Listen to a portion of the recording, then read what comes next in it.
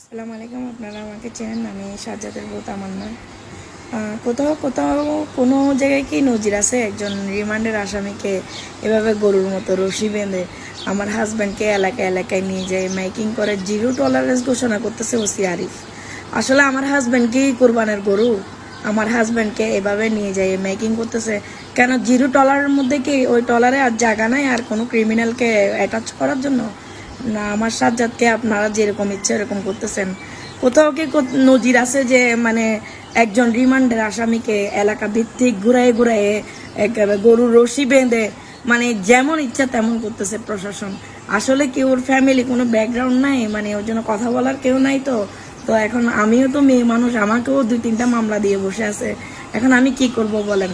আমি আপনাদের উপর ছেড়ে দিছি। আপনাদের কি মনে হয় এটা কি মানে মানবাধিকার লঙ্ঘন হচ্ছে না আমার হাজবেন্ডকে যে এভাবে গরুর রশি দিয়ে বেঁধে এলাকায় এলাকায় নিয়ে গিয়ে আমার হাজবেন্ডকে অপমানি করা হচ্ছে কেন?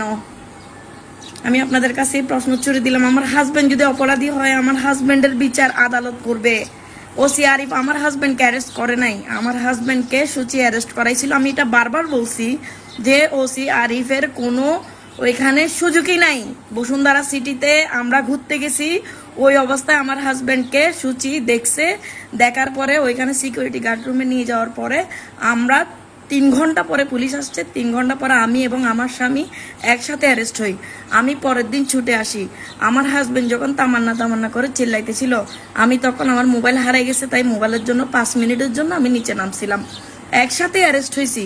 ওসি আরিফ বা সিএমপির কোনো কমিশনার আমার হাজবেন্ডকে অ্যারেস্ট করে নাই, কিন্তু ওরা সিম্পেথি নেওয়ার জন্য আমার হাজবেন্ডকে আজকে রাস্তায় নামাইয়ে আমার হাজবেন্ডকে এত অপমান না করে উনি কি গুলি করে মারতে পারতেছে না? এই যে আমার